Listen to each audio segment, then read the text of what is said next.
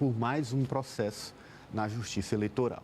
Bom, agora a gente vai falar de uma questão importante, e eu sempre faço questão de frisar, quando a gente vai tratar de reforma tributária, que é a reforma das reformas. Porque se fala há décadas sobre a necessidade de ter um sistema tributário mais racional no nosso país. Porque isso faz com que você, contribuinte, você, consumidor, tenha clareza do que você está pagando de imposto sobre produtos, sobre serviços, sobre o seu consumo do dia a dia, na sua vida, no seu dia a dia. E faz com que o empreendedor, faz com que o empresário também tenha mais clareza do que ele vai precisar pagar para o governo em forma de imposto para manter, para expandir o seu negócio. Então, é uma reforma que mexe diretamente com o dia a dia, com a vida dos brasileiros e também das empresas no país, com a economia de uma maneira em geral. Por isso que ela é importantíssima. Enquanto outros países já adotaram modelos como o IVA, o Imposto sobre o Valor Agregado, há décadas, como é o caso da França, a gente está correndo atrás do tempo. E a Kátia traz para a gente a atualização, porque esse projeto está em discussão no Congresso Nacional, já foi aprovado na Câmara, agora está sendo aperfeiçoado no Senado. E aí a Kátia vai trazer exatamente isso, o efeito da reforma em questões do dia a dia, questões do consumidor brasileiro. É isso, Kátia? Conta pra gente o que já está pacificado e o que ainda está ali gerando polêmica nessa reforma. Então, Nenis, o senador Eduardo Braga, que é do MDB do Amazonas, ele já leu o relatório dele e já foi marcada a data de votação na CCJ do Senado, que é 7 de novembro. Vota na CCJ. Já vota na CCJ e a ideia é que até o dia 9, né, ele seja votado em plenário e já encaminhado para a Câmara dos Deputados. São muitos pontos, né? Tem o Fundo Nacional de Desenvolvimento Regional, tem aí a questão das desonerações, mas eu queria frisar, porque assim, quando a gente começou a debater aqui a reforma, eu não sei se você se lembra, o nosso amigo João Carvalho discordou que ela andaria, né? Sim. Por causa das divergências, das perdas que os estados Ele falava teriam. muito de São Paulo não vai abrir mão. Não vai barrar, e a gente está vendo que está caminhando. Apesar do Congresso que existe aí, que não é favorável ao presidente, apesar de ser um assunto extremamente complexo, que já vem sendo debatido há mais de 20 anos, mas ela está caminhando.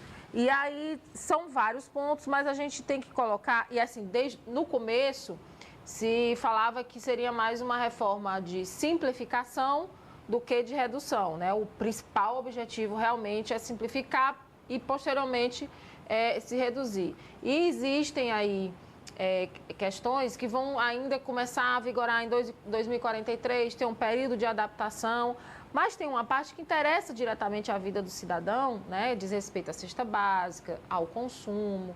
E a gente tem aí um gráfico, cartela. Tem uma cartela que mostra aonde tem a redução da alíquota. Exatamente. Reforma tributária, setores com alíquota reduzida. Aí é uma redução de 60%. Serviço de educação, serviços de saúde, né? Dispositivos de acessibilidade a pessoas com deficiência, né?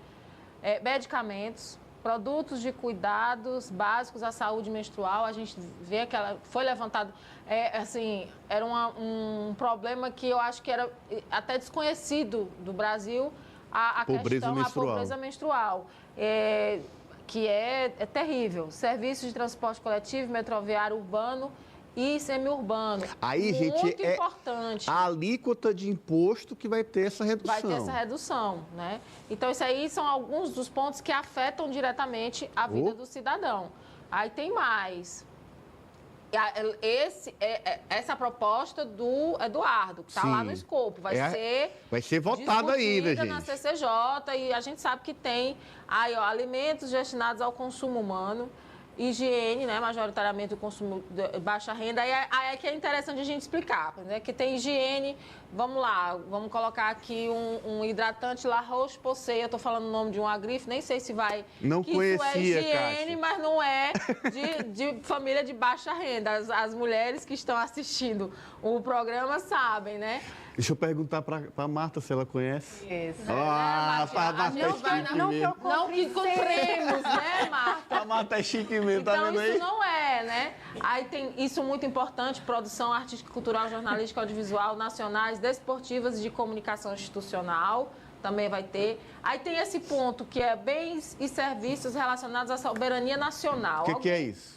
É aí, tudo vem depois com a lei complementar, com especificação. Ah, entendi, vai ser regulamentado. Nesse ponto há uma grande polêmica, porque há brechas para entrar a questão da importação das armas. E aí a gente vai ter, pode acompanhar que a gente vai ter muita polêmica em relação a isso, porque no começo do ano o governo exatamente tomou medidas contrárias a isso para diminuir essa importação. Aí tem lá 9, agropecuários, aquícolas, pesqueiros, florestais e extrativistas, vegetais e in natura. Isso é muito importante, por exemplo, para aquelas populações ribeirinhas que trabalham em cooperativas, que precisam comprar equipamentos para fazer ali.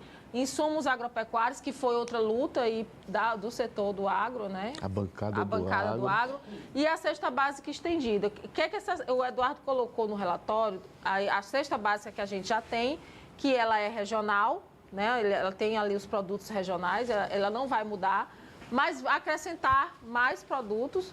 E aí ele frisa lá que produtos como, por exemplo, caviares não vão entrar nessa cesta básica estendida. É um óbvio lulante, mas isso para ampliar o poder de compra, né? E também, assim, eu particularmente acho hoje que os produtos que compõem a nossa cesta básica, eles já não contemplam ali uma família e falta muita coisa. Então, a ideia é essa. Mas tudo isso ainda vai ser debatido na CCJ e depois, que eu acho que é a parte mais importante de se acompanhar, né, quem tem um parlamentar e tem uma ideia do que ele tem que defender, são as leis complementares, que vão especificar, de fato, tudo isso aí.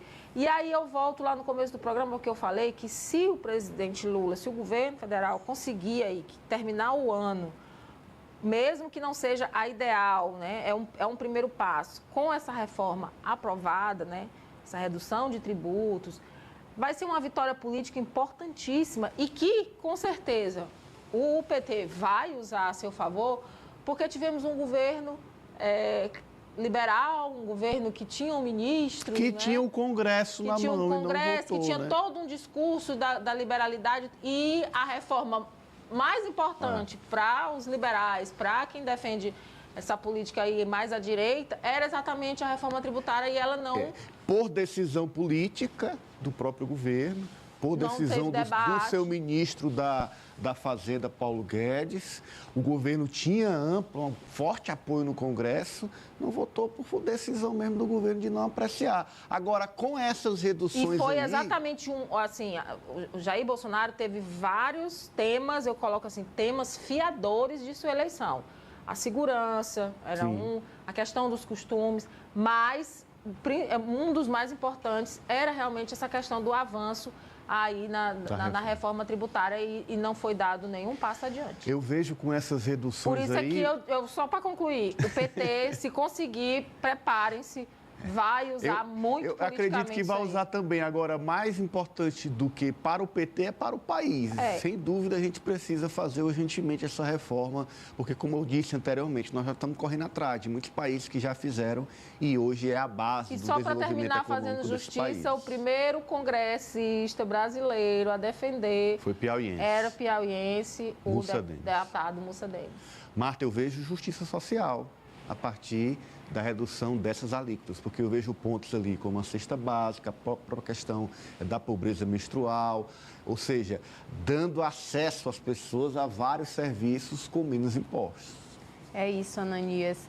Eu acho que um dos pontos ali que é colocado quase como uma unanimidade dentro dessas discussões a respeito da reforma tributária é sobre o não aumento dos tributos, né? Que a quantidade já é enorme, já é gigantesca e já são muito complexos, mas não sendo aumentadas as quantidades dele, já está de bom tamanho. E aí, esses pontos que a Kátia trouxe aqui de redução na alíquota desses serviços, desses produtos também, vem em boa hora. Claro que todos não vão ser aprovados assim com tanta facilidade, a gente sabe como é o Congresso, mas eu vejo que a maioria deles, os deputados que tiverem, claro, bom senso, vão colocar ali para frente, porque falam de questões de justiça social, da maior dignidade, uma vida melhor para as pessoas, a questão da cesta básica, que, enfim, não deveria mais nem estar sendo discutida dessa forma como é. A gente ainda é, infelizmente, muito atrasado em alguns pontos, mas que bom que está sendo discutida e eu acredito que vai ser levado ali para o Congresso para ser discutido com maturidade. Acredito que vai sim passar, pelo menos a maioria desses pontos, porque, em tese, o que esses deputados e senadores, seja de esquerda ou seja da direita, o que eles têm ali em comum é ver uma sociedade progredindo, né? Ver as pessoas mudando de vida, tendo melhores condições de vida. Claro que uns defendem que melhorem de uma forma e outros defendem de outra. Mas eu acho que é unanimidade isso do bem-estar da população e, pelo que eu vejo, pelo que a Kátia trouxe, esses principais pontos falam justamente sobre isso. Muito bem.